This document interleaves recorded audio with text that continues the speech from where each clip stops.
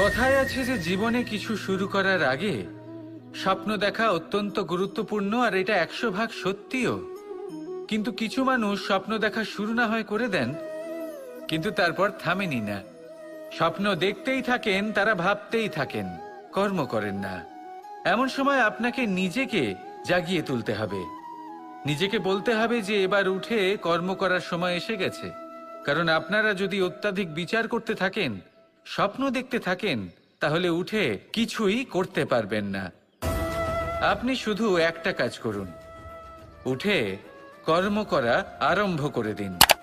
তারপর ভেবেচিন্তে ধীরে ধীরে নিজের কর্মকে দিশাও দিন, আর তাকে উচিত গতিও দিন।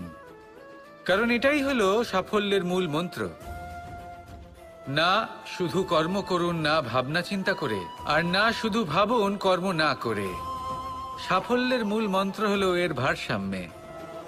তাহলে এটাই করুন, সাফল্যকে লাভ করুন, আর আমার সাথে ভালোবেসে বলুন রাধা রাধা। বাজ পাখিকে পক্ষীরাজ বলা হয়। বাজের আয়ু হলো মোটামুটি 70 বছর। এবার 40 বছর হতে হতেই ওদের পালক লম্বা এবং ভঙ্গুর হয়ে যেতে থাকে। ঠোঁট বেঁকে যায়, ডানা ভারী হয়ে যায়, অর্থাৎ আগের মতো উড়তে পারে না, সেই শক্তি থাকে না। এবার সেই বাজ কি করবে? বাজ সব থেকে কঠিন নির্বাচন করে, নির্বাচন নিজের পুনর্স্থাপনার। সর্বপ্রথম একটা বিশাল পর্বতে যায়, একান্তে নিজের এক বাসস্থান তৈরি করে, আর তারপরে পাথরের সাথে নিজের ঠোঁট বারবার আঘাত করতে করতে সেই ঠোঁট ভেঙে ফেলে।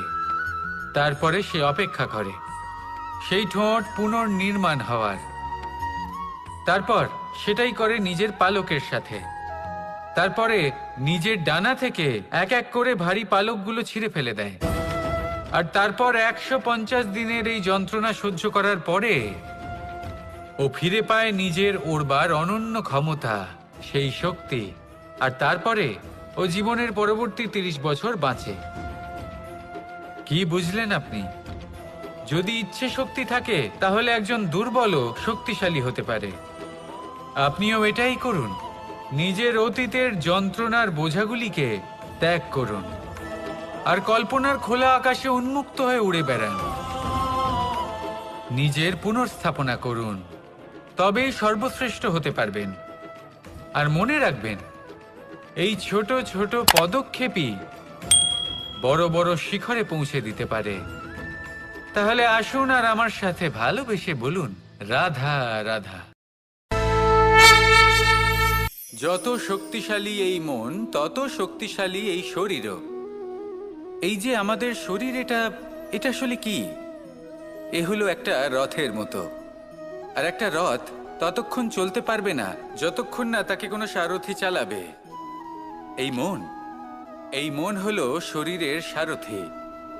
এবার ভাবুন, যদি এই সারথি শক্তিহীন হয়, দুর্বল হয়, তাহলে এই রথের কি হবে? এটা উচিত পথে চলতে পারবে না, উচিত গতিতে চলতে পারবে না, মন মতো স্থানে এটা পৌঁছতেও পারবে না। সেই জন্য মনের শক্তি অত্যন্ত প্রয়োজনীয়। এবার মনের শক্তি আমরা কোথা থেকে লাভ করি? দৃঢ়তার শক্তি থেকে। এবার এই শক্তি আমরা কিভাবে বাড়াতে পারি? আমরা প্রতিদিন কিছু নতুন স্থির করি, কিছু ছোট কিছু বড়। আর যেই আমরা নতুন কিছু পূর্ণ করি, আমাদের মনের শক্তি বেড়ে যায়। আর যদি পূর্ণ না করতে পারি, মনের শক্তি কমে যায়। একটা দেওয়ালের মতো ছোট ছোট ছোট ছোট শিলা আমরা একটার পর একটা স্থাপন করে একটা দেওয়াল তৈরি করি। এতগুলো পাথর যখন একত্রিত হয়ে যায়, তখন এমন এক দেওয়াল তৈরি হয় যাকে ভাঙা প্রায় অসম্ভব হয়ে দাঁড়ায়। সেরকমই হয় মন এবং দৃঢ়তা। ছোট ছোট কাজ করে নিজের লক্ষ্য পূর্ণ করুন। এই লক্ষ্য যদি পূর্ণ হয়, তবে মনের শক্তি বাড়বে। কিছুটা এইভাবে যে যত বড়ই বিপদ আসুক না কেন, সেই বিপদ নিজে হার মেনে নেবে, কিন্তু আপনার মন ততটাই শক্তিশালী থাকবে। তাই মনের শক্তি বাড়াতে থাকুন, যাতে আপনি উচিত পথে চলতে পারেন, উচিত গতিতে চলেন, আর মনোবাঞ্ছিত স্থানে পৌঁছতে পারেন। তবেই এই মন প্রসন্ন হয়ে বলবে রাধা রাধা। প্রজাপতি, আকাশে উড়ে বেড়ায় সে, সুন্দর ফুলের রস আস্বাদন করে, উন্মুক্ত উড়ে বেড়ায়, কিন্তু তারও বিপদ কম কিছু নেই। যেমন হলো পতঙ্গ, জন্তু এই প্রজাপতিকে নিজের আহার করে নেয়। তাকে এদের থেকে সাবধানে থাকতে হয়। সত্য হলো এটাই যে এই প্রজাপতি ততদিনই সুরক্ষিত থাকে যতদিন এদের পাখনা বৃদ্ধি পায় না। যখন এরা এদের খোলসের মধ্যে থাকে, যখন না কারো দৃষ্টি এদের ওপর পড়ে আর না কোনো শত্রু এদের আঘাত করতে পারে, কিন্তু তখন তারা বন্ধ থাকে, অবিচল নিশ্চল থাকে। এই সুন্দর সংসার দেখার জন্য, এই সুন্দর আকাশ পাওয়ার জন্য তাকে তার সুরক্ষা ক্ষেত্র থেকে বাইরে বেরিয়ে আসতেই হয়। আর এটাই জীবনের নিয়ম। মানুষের সাথেও ঠিক এরকমই হয়। যদি মানুষ বিশ্রাম আর সুরক্ষা এদের বন্ধন থেকে না বেরোয়, তাহলে সে জীবিত অবশ্যই থাকবে, কিন্তু জীবন ধারণ করতে পারবে না। কারণ যদি জীবনে বড় কিছু করতে হয়, বড় কোনো কিছু পেতে হয়, সাফল্যের শিখর অবধি পৌঁছতে হয়, তাহলে সর্বপ্রথম আপনাকে নিজের সুরক্ষা ক্ষেত্র থেকে বেরিয়ে আসতেই হবে। এই আরামকে ত্যাগ করতেই হবে। তবেই আপনি সফল হতে পারবেন, তবেই আপনি এই প্রজাপতির মতো আকাশে উড়ে বেড়াতে পারবেন। রাধা রাধা। মানুষ নানান ধরনের বাসনা পোষণ করেন। তাদের নানান ইচ্ছে থাকে, অভিলাষা থাকে, নানান কামনা করতে থাকেন, স্বপ্ন দেখেন, প্রার্থনা করেন যেন তা সফল হয়, নিজের সম্পন্নতা কামনা করেন, আর শেষে নিরাশ হয়ে যান কারণ এসব কিছুই পান না।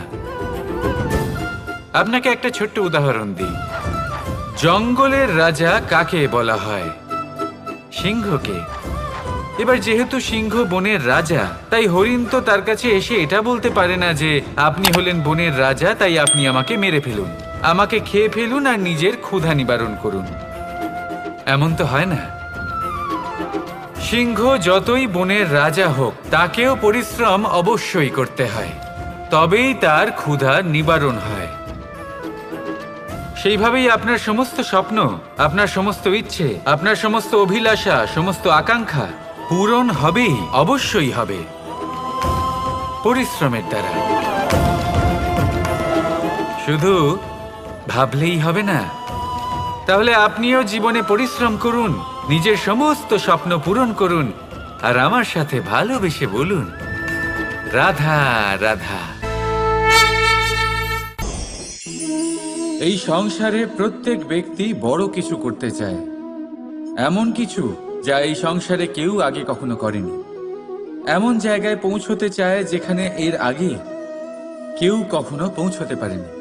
আর কেউ এতে সফলতা অর্জন করে, কিন্তু কিছু মানুষ অসফল হয়। কেন? এটাই আমার প্রশ্ন।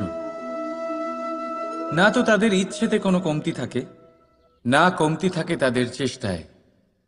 তাহলে কেন এরা পিছিয়ে পড়ে? এর উত্তর বড়ই সরল। এই সংসার। আপনাদের বলি কিভাবে। আপনারা সকলে সংসারে মহান কাজ করতে চান, সেই মান, সেই সম্মান পেতে চান যা এর আগে কেউ কখনো পায়নি। কিন্তু আপনার সমস্যা এটাও যে এই কাজে সংসার আপনার সাথে থাকছে না। বড়ই অদ্ভুত ব্যাপার। দেখুন, ভুলে যান গোটা সংসারকে, জীবনে একা একা এগিয়ে চলুন। গঙ্গোত্রী থেকে যখন একটি জলের ফোঁটা বেরোয়, তখন সেটা শুধু এক বিন্দু জল।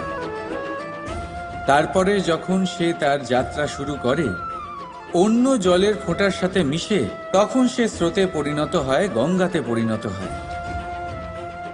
যদি আপনি জীবনে এগোতে চান, তাহলে একলা এগোতে শিখুন, নির্ভীক হয়ে, সাহসের সাথে, ধনাত্মক চিন্তা নিয়ে জীবনে এগিয়ে চলুন, একা এগিয়ে চলুন।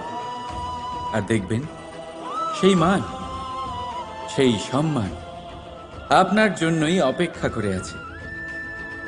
রাধা রাধা। জীবনে শিখরে পৌঁছানোর জন্য মানুষের কি প্রয়োজন হয়ে থাকে? সিঁড়ির। কিন্তু তাও প্রত্যেক মানুষ, প্রত্যেক ব্যক্তি শিখরে পৌঁছতে পারেন না। এর কারণ কি? কারণ একটা হতে পারে যে মানুষ কল্পনা করতে থাকেন কিন্তু সিঁড়ি খুঁজে পান না।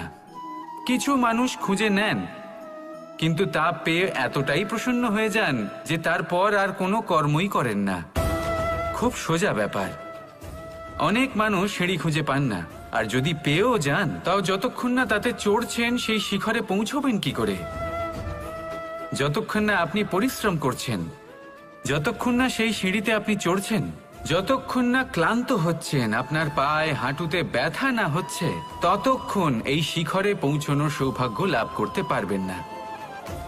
তাহলে কল্পনার সাথে কর্ম করুন, পরিকল্পনার সাথে পরিশ্রম করুন, সব কিছু পাবেন। আসুন আমার সাথে ভালোবেসে বলুন রাধা রাধা।